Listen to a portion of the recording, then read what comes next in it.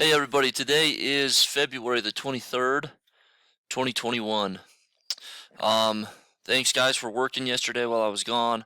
It looks like for the most part everybody went in and accepted the Canvas course for the third trimester, so I appreciate that. Good work that way. Um, all right, so yesterday we kind of read through a couple more pages of the lottery. Okay. Today your do now is based off the word generation. Okay, so generation. One difference between my parents' generation and mine is blank.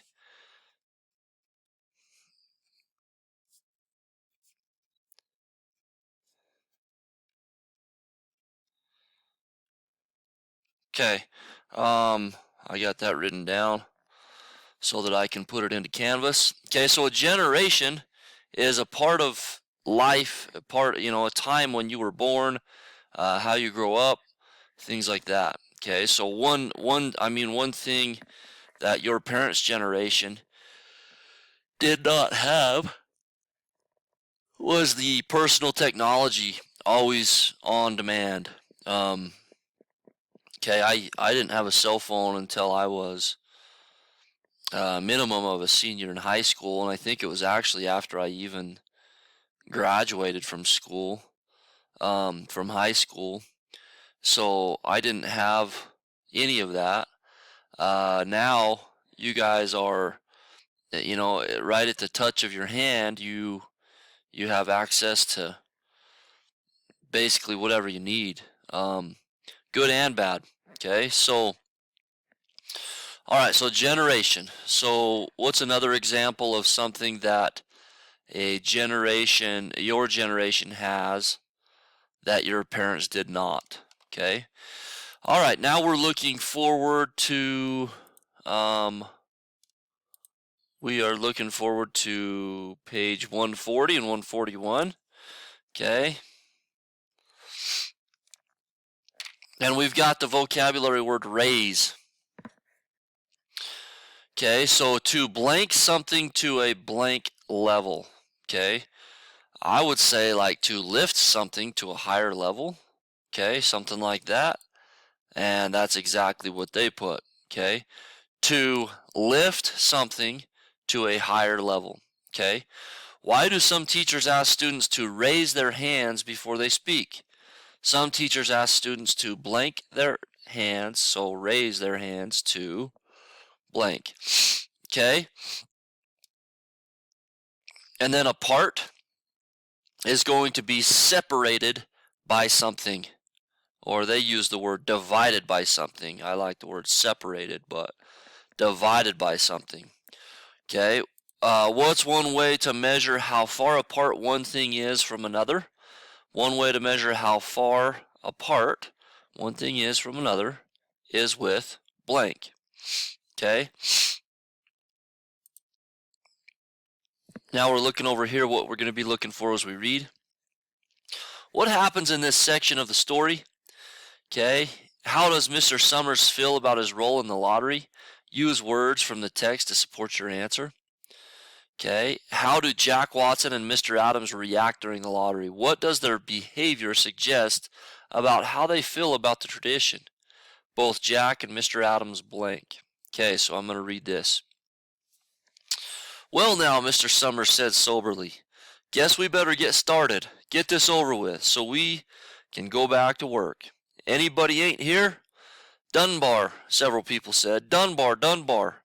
Mr. Summers consulted his list. Clyde Dunbar, he said. That's right. He's broke his leg, hasn't he? Who's drawing for him? Me, I guess, a woman said. And Mr. Summers turned to look at her. Wife draws for her husband? Mr. Summers said. Don't you have a grown boy to do it for you, Janie? Although Mr. Summers and everyone else in the village knew the answer perfectly well, it was the business of the official of the lottery to ask questions formally. Mr. Summers waited with an expression of polite interest while Mrs. Dunbar answered. Horace is not but 16 yet, Mrs. Dunbar said regretfully. Guess I gotta fill in for the old man this year. Right, Mr. Summers said. He made a note on the list he was holding. Then he asked, Watson boy drawing this year? A tall boy in the crowd raised his hand. Here, he said. I'm drawing for my mother and me. He blinked his eyes nervously and ducked his head as several voices in the crowd said things like, Good fellow, Jack, and glad to see your mother's got a man to do it. Well, Mr. Summers said, guess that's everyone. Old man Warner make it? Here, a voice said, and Mr. Summers nodded. A sudden hush fell on the crowd as Mr. Summers cleared his throat and looked at the list. All ready? He called. Now I'll read the names, heads of family first, and the men come up and take a paper out of the box. Keep the paper folded in your hand without looking at it until everyone has had a turn. Everything clear? The people had done it so many times that they only half listened to the directions. Most of them were quiet, wetting their lips, not looking around. Then Mr. Summers raised one hand high and said, Adams? A man disengaged himself from the crowd and came forward. Hi, Steve, Mr. Summers said, and Mr. Adams said, Hi, Joe. They grinned at one another humorously and nervously. Then Mr. Adams reached into the black box and took out a folded paper.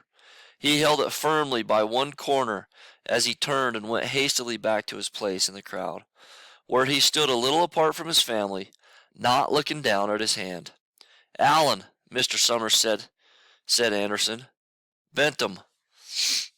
Okay, so how does Mr. Summers feel about his role in the lottery?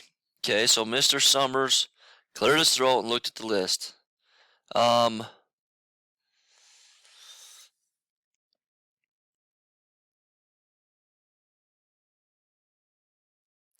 He raised one hand high and said, Adams. A man disengaged himself from the crowd and came forward. Hi, Steve, Mr. Summers said, and Mr. Adams said, Hi, Joe. They grinned at one another humorously and nervously. Then So that tells me that he's nervous about it, right? Then Mr. Adams reached into the black box and took out a folded paper.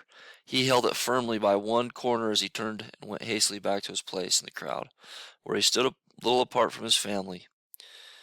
Okay, what else? Mr. Summers, he made a note on the list he was holding, then he asked, Watson boy drawing this year? Okay, so, another thing, he feels like the husband should be the one to draw. Okay.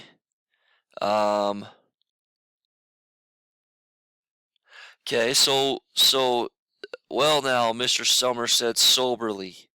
Okay, what do you think soberly means? Kind of like not very excited, right? Okay, so he's not excited. Showed he was a little bit nervous over here. Okay, those are some options to put right here on the character part. Okay, how do Jack Watson and Mr. Adams react during the lottery? What does their behavior suggest about how they feel about their tradition?